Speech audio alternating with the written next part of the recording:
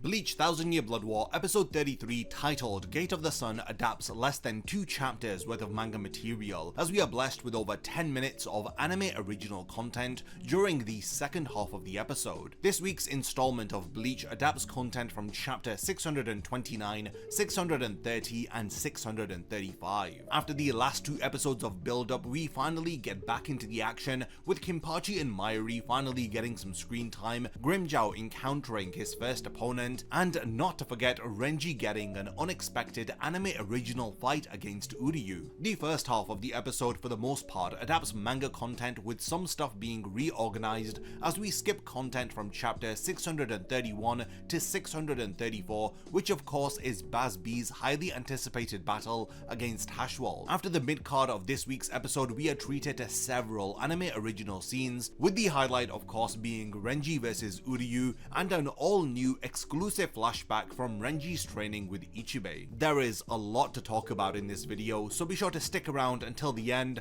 as I'll also be discussing a comedic moment which wasn't adapted into the episode. Lastly, I'm going to refrain from talking about scenes which are one-to-one adaptations from the manga, and I'll solely be focusing on what has been cut, changed and added to the anime. We got really tired of the same old boring anime shirts, so we decided to launch Getsuga.com with the aim of creating designs inspired by our favorite anime and manga. We came up with designs that look cool and represent all of our favorite stories. Check out the latest Instinct collection, which features some amazing designs like this Frosted Heavens design inspired by Toshiro Hitsugaya, or this Instinct design inspired by Hollow Ichigo, and my personal favorite, which is the Heart design, which was inspired by Ukiura Shifa. Do not miss out, go to Getsuga.com and wear your favorite stories. So Gate of the Sun begins by showing us the landscape of Waterwelt, and we see this huge Quincy cross with each of the Schutzstaffel standing at each point. A Gate of the Sun is then shown as the title card of episode 33 is also revealed. Now the episode begins with some anime original dialogue from Yuhobak, who calls out to each of the Schutzstaffel, including Uryu. He tells the Schutzstaffel to graciously welcome the Shinigami who have dared to step foot within Waterwelt, as he orders them to draw their blood so that they can celebrate the birth of the castle. So each of the Schutzstaffel hear Yuhobak's command as they are teleported from the 5 separate points on top of this building, and it seems like a Gate of the Sun is located at the end of each point of this Quincy cross. Okay, following this we cut to the opening song, and then the episode begins by adapting pages 4 to 6 of chapter 629. Now the anime here does have an anime exclusive scene which is fit into all of this manga content,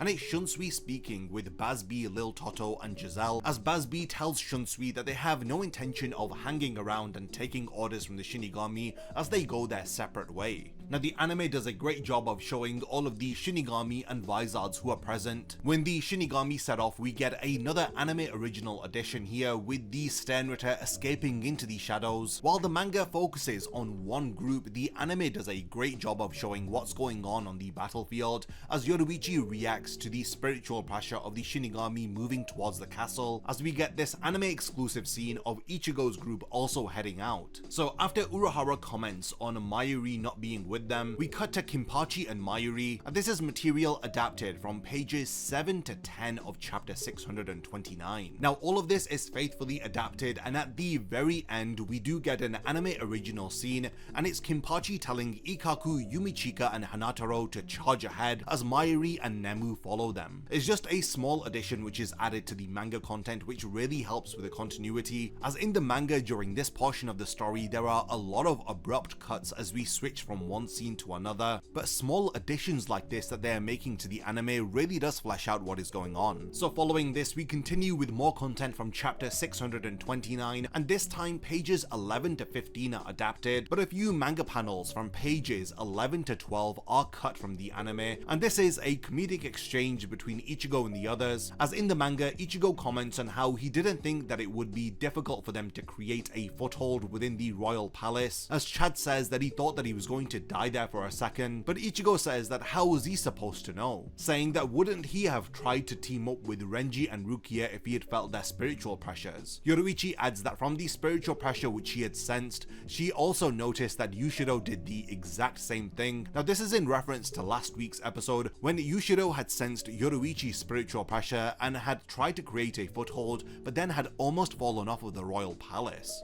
Yoruichi then states that Yushido and Ichigo appear to be as smart as each other. Ichigo is confused whether if this is a compliment or not, as Yoruichi adds that what part of that did he think was a compliment. Now all of this is condensed down into some anime original dialogue, with Orihime stating that she wanted to meet up with Rukia, Renji and the others, and Ichigo adds that he had wanted to join up with them too, but since they cannot create a foothold here, they have no choice but to fight separately. Now Chad adds to the conversation here, and his dialogue is different to what he says in the manga. So in the manga, Chad says that it would have been nice to meet up with the Shinigami and the others, but it's better not to spread themselves too thin, especially since the Quincy know that they are here, so they have lost the element of surprise.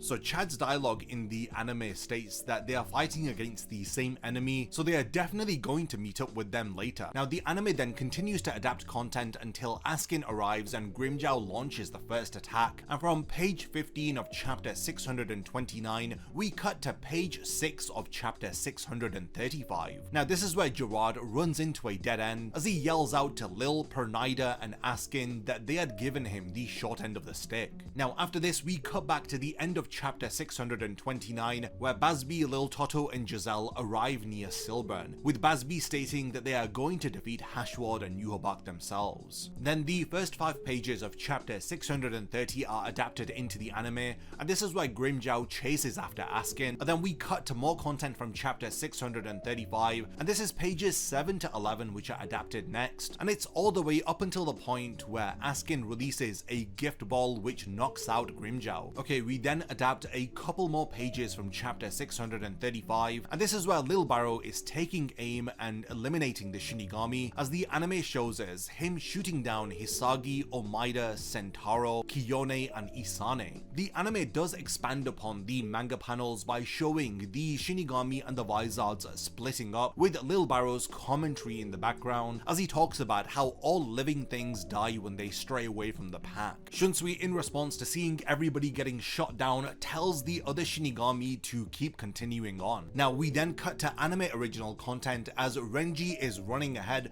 but he is then stopped by several arrows which are fired towards him by Uryu. Several people react to Uryu's spiritual pressure, including Shunsui, Urahara, Shinji, Soifon and even Rukia. So Renji rushes towards Uryu with his Shikai activated as Uryu fires a arrow towards Renji, with his attack grazing against his cheek, as this sets up the second half of the episode as we cut to the mid-card. Now the first mid-card tells us a bit more about Varavelt, the residence of Yhwach and the Quincy. The second mid-card is about Askin Naklevar as we learn details about his Shrift ability, the death dealing. The mid-card explains that when Askin ingests a specific substance, he can precisely determine the complete lethal dose of that substance. So this is in reference to the amount required to cause 100% fatality, and he can freely manipulate the quantity of that substance which is required to be lethal. Thanks to this power, he can instantly poison his opponents. Even substances which are not toxic like blood, oxygen or reishi can become deadly poisons to his opponents if he adjusts their lethal dose. Now this mid-card here explains how his technique called Gift Ball was able to knock out Grimmjow, as he is able to throw a gift ball towards his target as it inflicts them with a lethal dose of a substance. Renji and Uryu briefly exchange some dialogue here as Uryu affirms that there is no future for the Shinigami, as he adds that with Yhwach having absorbed the Soul King, he has now reached his full power. When Renji asks whether if Uryu had met with Ichigo, but Ichigo proved to be more persistent as he had ended up surviving, but the next time that they meet he is going to finish the job. So this is all that Renji needs to hear as he then charges towards Uryu ready to battle. So the anime exclusive battle begins as Uryu fires multiple arrows towards Renji, who evades them with his high speed movement. Using his Shikai, he clashes against Uryu, who defends himself with a Reishi bow. After several clashes, Renji wastes no time as he activates his Bankai. So this is his true Bankai So'o Zabimaru, which he had used previously in Core 2 during his battle against Mask D Masculine. Renji then takes the fight long range as he activates a technique called Zazeka, which extends out his blade into different segments as it attacks Uryu. He then swings around the blade using Orochio to attack Uryu in the air. He literally slams Uryu through a building, who manages to then regain his footing. After several clashes, Uryu retaliates with a counter-attack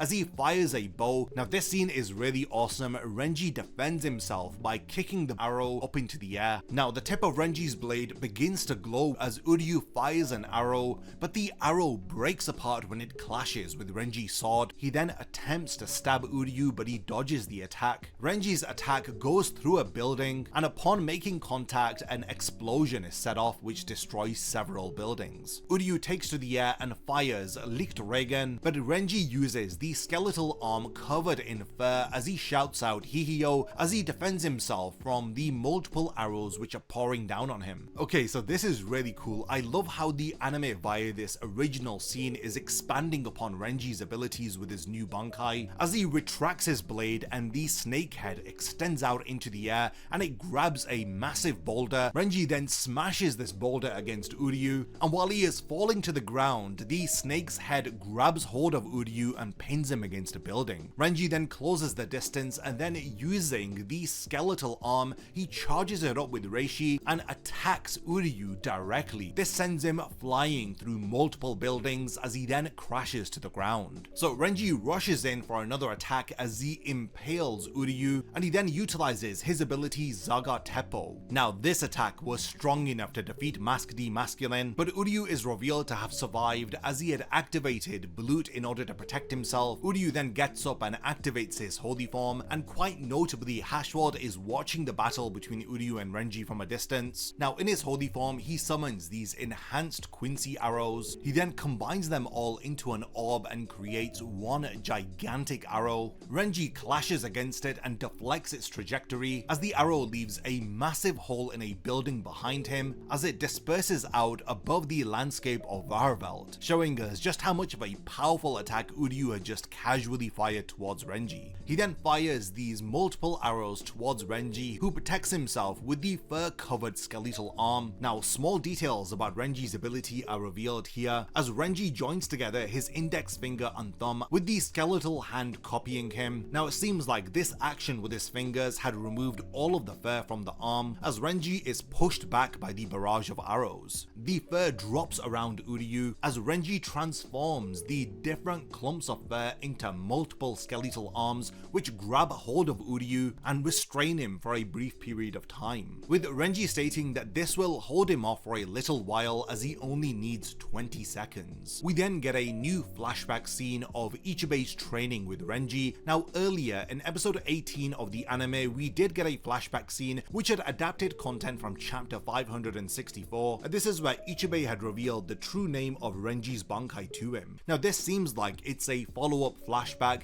as Renji had just utilized an all-new technique in front of Ichibe as he comments on how his technique has taken form, but this is to be expected as he is now calling upon the true name of his Bankai. But he says that as his ability is now, he can barely maintain the shape of it and the technique will dissolve within an instant. He tells Renji that he needs to imbue Zabimaru with a lot of Reishi so that his ability will retain its shape so that it can defeat its opponent. He explains to him that his current level of strength, he needs about 20 seconds worth of time to imbue Zabimaru with Reishi so that his ability will be strong enough to stop anyone. So Renji jumps up into the air and with his skeletal arm he swings his sword around as he yells out Zagai Zeko. This of course is his new ability that is being revealed for the first time ever in the anime, and it seems like this is his ultimate finishing attack. As he swings the blade around and gathers up loads of Reishi in the sky, he then fires this huge ball of Reishi towards Uryu, who is restrained. The anime then shows us the landscape of Vaharvelt as we then cut to a new scene involving Mayuri and Kimpachi, as Kimpachi says that it looks like they are putting on a flashy fight, but Mayuri states that a battle that is devoid of any intellect is utterly worthless to him. But he then realizes that Kimpachi is one of those individuals who enjoys mindless battles. Kimpachi then adds that he supposes that the opponents that they are up against are going to be very interesting and intellectual, but Mayuri adds that if no obstacles get in the way, then they will reach the throne of Yhwach faster than anyone else. But he then questions whether if Kimpachi wants to be distracted and snack on some appetizers, appetizers, or if he wants to head for the main course and go for Yuhobak instead. Now following this, we cut to another anime original scene, and this is Askin commenting on Grimmjow, who is supposedly defeated, as he tells him that this is why he had said to him that they should kill Ichigo together. Grimmjow responds by saying that he's going to kill both him and Ichigo. Askin says that it's pretty endearing that he is begging for his life, but then Ichigo intervenes before Askin can do any more damage to Grimmjow, as this sets up for the next stage of the fight against Askin. Okay, so the episode is now beginning to wrap up as we have the final section of Renji's battle against Uryu. We cut back to the fight and there's a massive crater in the ground, and Uryu is laying in the center of it. It seems like Renji's attack had done a considerable amount of damage, as Uryu is left with no choice but to use Scalaverai in order to recover from the attack. And just like Renji had utilized an all-new ability, Uryu utilizes a never before seen technique called Feather Zwinger. So all of these small arrows fire towards Renji, and above him in the sky, the arrows form